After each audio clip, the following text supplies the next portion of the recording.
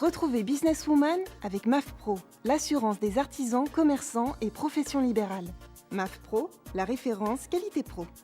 Efficace et pas cher. C'est la MAF que je préfère. C'est la MAF.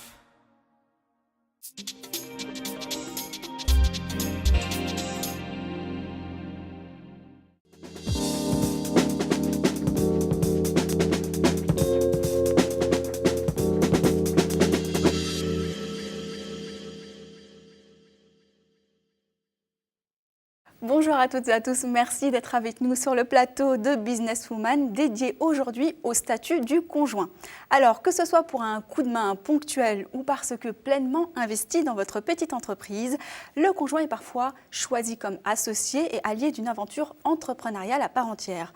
Alors sans grande surprise, ce sont souvent les femmes qui se retrouvent dans cette deuxième place avec un statut juridique non adapté, voire inexistant.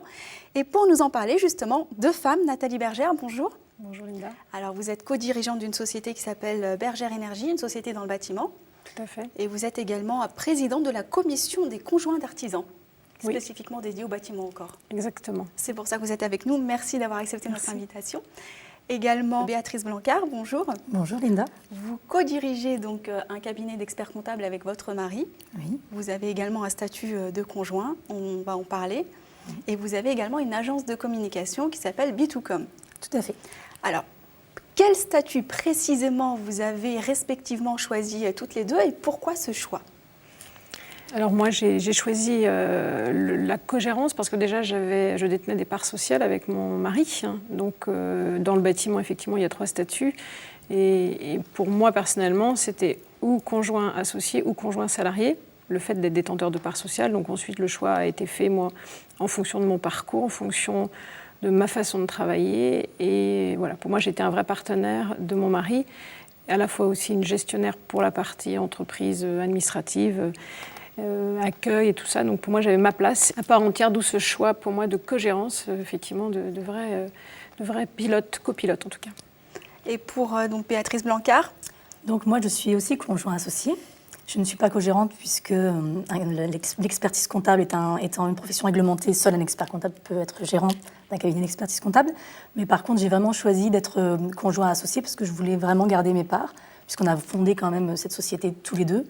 Et c'est au jour le jour, le week-end compris, vacances comprises, que nous travaillons main dans la main. Donc pour moi, il était important de garder ce statut, tout simplement parce que je voulais garder mes parts sociales. Ce qui est aussi légitime d'une certaine façon. Tout à fait. Est-ce que vous avez hésité à un moment donné, au moment de vous lancer, à faire ce choix du statut ? Parce qu'on sait qu'énormément de femmes ne font pas ce choix, on en parlera tout à l'heure. Est-ce qu'il y a eu des hésitations et qu'est-ce qui vous a mis le pied à l'étrier ? Non, personnellement, il n'y a pas eu d'hésitation parce que pour moi, je me lançais dans une nouvelle activité, celle du bâtiment, de l'artisanat. Et c'était évident aussi, je me suis intéressée, évidemment, forcément, quand vous créez une société, vous avez un juriste qui va vous conseiller. Et à un moment donné, quand on est informé, forcément vient un moment, le moment du choix du statut.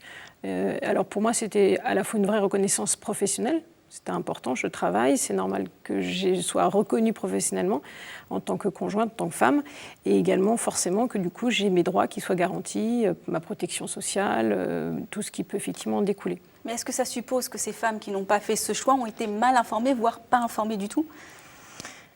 La femme de l'expert comptable peut peut-être répondre. Je pense qu'en général, même quand on aborde le sujet avec certains clients, certaines personnes ne savent même pas qu'il y a un statut particulier quand on est marié ou qu'on est conjoint. Donc au départ, il y a souvent des personnes qui sont salariées basiques, on va dire, alors que ça n'est pas leur place.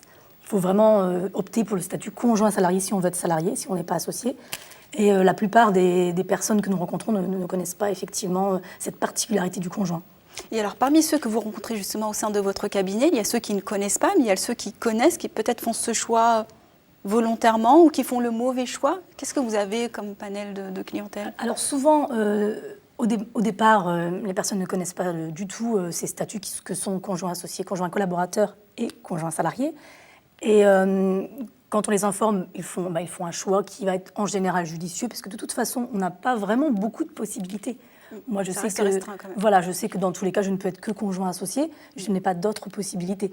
Après, il y a des demandes de rescrit vis-à-vis de l'URSSAF, etc., qui sont un peu plus compliquées et qui parfois, pour certaines personnes qui ont la chance que ça passe, on va dire quand on est conjoint salarié, normalement on ne peut pas être associé, d'accord ? Mais par contre, on peut demander quand même certains rescrits et parfois, si on a un peu de chance, ça passe. Pour moi, par exemple, ça n'est pas passé parce que j'aurais quand même aimé être salarié à la base et j'ai préféré, c'est pour ça d'où le choix, j'ai préféré rester conjoint associé et ne pas abandonner mes parts. Donc ça a vraiment été un choix où j'ai vraiment réfléchi. Mais après, ça dépend des cas, c'est vraiment du cas par cas. Et la plupart du temps, les gens, à partir du moment où ils sont bien conseillés, ils font le choix qui est le plus logique pour eux, pour leur propre histoire, leur propre Oui, c'est ça. contexte. Je pense qu'effectivement, chaque conjoint décide en fonction de son parcours, de la situation économique de l'entreprise aussi et du statut juridique. Ce sont des conditions effectivement qui sont présentes et ensuite, en fonction du statut juridique, de la situation financière et patrimoniale de chacun, eh bien, on décide ou pas d'un statut. Nous, dans le bâtiment, effectivement, il n'y a que 3 statuts, mais c'est déjà pas mal puisqu'ils ouvrent à des droits, effectivement, et de la prévoyance et donc, du coup, tout ce qui en découle. Mais il y a surtout une loi, en fait. Il y a une loi du 2 août 2005 qui a fait beaucoup de bien pour les conjoints dans le bâtiment, mais qui est encore peu appliquée, malheureusement. Elle oblige au choix d'un statut qui ouvre des droits, mais on se rend compte malheureusement qu'il y en a très peu d'inscrits encore, pas assez en tout cas dans le bâtiment, enfin dans l'artisanat j'entends là. Est-ce que vous connaissez l'estimation du nombre de femmes qui ne sont pas justement couvertes par ce type de statut au niveau national ? Alors, pas couverte, je vais aller dans le sens inverse si vous me permettez, c'est-à-dire que dans l'artisanat en général, il y a 950 000 entreprises dans l'artisanat, je ne parle pas que du bâtiment, et on sait qu'il y a à peu près 330 000, donc il y a un tiers des femmes, enfin des conjointes, qui travaillent, c'est-à-dire quotidiennement, habituellement dans l'entreprise, qui aident, qui filent un coup de main, comme vous aviez mis dans votre introduction. Qui s'investissent, clairement. Qui s'investissent. Et du coup, derrière ça, c'est compliqué d'avoir des chiffres exacts. Mais effectivement, dans le principe, le fait de travailler quotidiennement et dans l'entreprise un peu tous les jours doit effectivement normalement découler sur le choix d'un statut qui est obligatoire. Un tiers, c'est énorme. Alors, un tiers qui participe, mais il n'y a pas un tiers d'inscrites, pardon. D'accord. Alors, finalement, les risques et les conséquences directes pour ces femmes, qui peut-être nous regardent justement. Les risques qui sont très graves parce que d'abord vous pouvez avoir un redressement de l'URSSAF qui va requalifier effectivement peut-être en contrat de travail quelqu'un qui effectivement le fait d'ouvrir le courrier par exemple tous les jours, une conjointe qui va ouvrir le courrier, qui va répondre au téléphone. Ça c'est le risque lambda d'une personne qui n'est pas déclarée. Exactement. Mais au-delà de ça, pour la femme elle-même, pour son avenir, sa retraite, en cas de divorce, quelles sont les complications qui lui seront personnelles à long terme ? Le fait de ne pas avoir cotisé effectivement, eh bien, souvent vous vous retrouvez sans droit, sans protection sociale, sans indemnité journalière. Et du coup, on a des situations de détresse absolue de conjointes dans l'artisanat. On a connu ça beaucoup dans les métiers de bouche, dans les commerces, où des conjointes, eh bien, malheureusement, en cas de divorce, de séparation ou de veuvage, à n'importe quel âge, mais souvent, effectivement, on a des exemples de femmes pas loin de la retraite qui, du coup, n'ont absolument rien, qui vivent avec 300-400 € par mois parce que le minima social, quoi. C'est aussi le fait de ne pas exister socialement pendant un certain nombre d'années. Aussi, c'est vrai. Et du coup, quand il y a un problème de ce type, revenir, ça peut être compliqué. Et aussi, c'est une reconnaissance du travail de la femme, tout simplement. Elle a un vrai statut, elle existe socialement. Et de nos jours, c'est quand même une chose importante, je pense. Et c'est pas parce qu'on travaille avec son mari qu'on n'a pas le droit à la même reconnaissance qu'en tant que salarié, surtout qu'on travaille souvent bien plus. Mais voilà, je pense que c'est très important, c'est une reconnaissance. Et moi, je sais que, par exemple, quand ça a été adopté, justement, quand ça a été mis en place dans les cabinets d'expertise comptable, j'étais salariée du premier syndicat des experts comptables, justement, qui s'appelle l'IFEC. Et ça a été vraiment, quand la loi est sortie, quand on a dit maintenant, à partir de maintenant, les femmes des experts comptables, parce qu'aussi beaucoup d'experts comptables ont leurs femmes qui travaillent avec eux, quand c'est sorti, c'était vraiment un soulagement, parce qu'enfin, il y avait un statut qui pouvait s'adapter et qui pouvait faire justement que les femmes avaient une reconnaissance vis-à-vis de la société.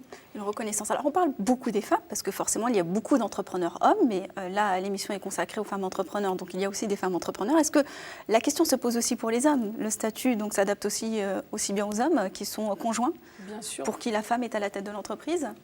Oui, tout à fait. Oui, nous on a moins le cas dans le bâtiment. C'est vrai, on travaille pour la mixité des métiers du bâtiment, évidemment, et on a de plus en plus de femmes chefs d'entreprise, peintres, par exemple, ou électriciens, etc. Mais c'est vrai que, en tout cas pour nous, notre cadre du bâtiment, que je connais mieux, moins d'hommes conjoints. Il y en a moins, mais il y en a. Ils sont On en les a bienvenus. quelques-uns. Ils sont les bienvenus. On en a quelques-uns dans certaines activités, d'ailleurs, pas spécifiquement des activités, on va dire, entre guillemets, dites féminines. Mais oui, on a quelques cas, par exemple, dans notre cabinet, de clients qui, dans la société, la femme est la gérante et le mari, le conjoint.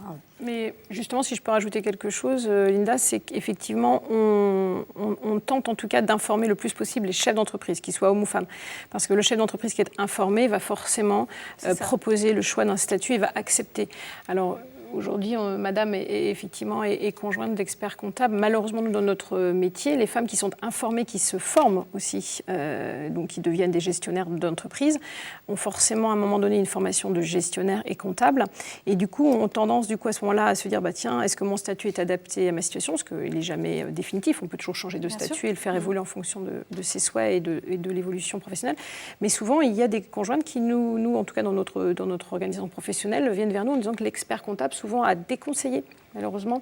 Je ne veux pas effectivement faire du mal à l'expert comptable parce qu'on en a tous besoin, mais des fois va déconseiller économiquement le choix d'un statut pour la conjointe en disant il y a quelques cotisations en plus pour l'entreprise, donc ne prenons pas de statut, laissons pour cette année, et du coup la conjointe, elle subit cela et il faut surtout pas. Vous anticipez ma prochaine question, parce que finalement, les premières années de création sont les années les plus compliquées économiquement parlant. Est-ce que finalement, ce choix n'est pas délibéré au départ pour des raisons économiques, finalement?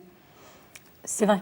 Je pense qu'en général, ça met quelques temps avant de se mettre en place. Déjà parce que quelques temps avant de se poser la question, quelques temps avant de décider de prendre en considération ce problème, si on peut appeler ça un problème, parce que quand on se lance, en général, on a d'autres choses en tête et il y a d'autres priorités. Quel coût justement pour ce statut finalement? Combien ça va coûter à un jeune entrepreneur qui se lance Moi, j'ai l'exemple du conjoint collaborateur. C'est vrai que c'est beaucoup et c'est peu à la fois quand même pour ouvrir des droits, comme je disais tout à l'heure, droit à la vieillesse, maternité, indemnité journalière, prévoyance, etc. Vieillesse, c'est-à-dire qu'un conjoint collaborateur dans le bâtiment qui va choisir ce statut, alors ça dépend des plafonds de la sécurité sociale, ça dépend un petit peu comment c'est calculé, mais par exemple, si on prend un plafond, un tiers de la sécurité sociale en plafond, je vais essayer d'être assez clair, c'est 277 € par mois de cotisation qui est en plus retiré sur le bénéfice de l'entreprise. Pour une petite entreprise, ça peut être un budget. C'est un budget, mais en même temps, ça donne droit aussi, je l'ai dit déjà, à une couverture et à une garantie qu'il y a au travail. Dans le travail, on n'a pas que des devoirs, on a des droits. Et aujourd'hui, c'est le cas pour les chefs d'entreprise, ça doit l'être aussi pour la conjointe qui est un vrai copilote dans l'entreprise. Bien sûr, bien sûr. Alors Nathalie Bergère, vous êtes conseillère à la Commission nationale des femmes artisans de la CAPED. Pourquoi cet engagement et quelles sont les initiatives que vous menez justement en faveur de la CAPED? Alors c'est un investissement qui est découlé du fait que je sois déjà dans mon département de la Mayenne. Pour moi, après, c'est vrai que je suis une femme libre, je suis une femme engagée déjà au départ. Donc pour moi, ça coulait de source. Après, ma présidente m'a demandé de rejoindre l'équipe nationale. Et on est 6 au national et on essaie évidemment de porter et de défendre les intérêts des conjointes, des femmes de l'artisanat. Alors ça va être par effectivement des assemblées générales sur lesquelles on va préparer des thèmes de travail. On va défendre et porter leur voix, j'ai envie de dire, et toujours et encore le statut justement du conjoint qui paraît être une bataille de 30 ans déjà, mais on se rend compte aujourd'hui, peut-être aussi parce que les jeunes entreprises qui démarrent, souvent la conjointe travaille aussi à l'extérieur, donc pense qu'en aidant son mari le week-end, elle peut ne pas se déclarer un statut, ne pas opter pour un statut parce qu'elle travaille à l'extérieur, mais il faut savoir qu'elle peut faire les deux. Et qu'au contraire, elle va cumuler ses points aussi pour sa retraite. Donc nous, c'est ce qu'on engage, ce qu'on essaye de faire passer comme message, en tout cas le principal, c'est celui-là, auprès des conjointes. Donc maintenir le combat en faveur du statut des conjoints. Oui. Merci à toutes les deux d'être intervenues sur ce plateau. On rappelle que vous avez également une agence de communication, B2Com. Si cela, ça peut intéresser les entrepreneuses qui nous regardent. Et ne négligez pas, mesdames et messieurs, vos conjoints. Voilà, merci de nous avoir suivis. On se retrouve très prochainement sur le plateau de Businesswoman.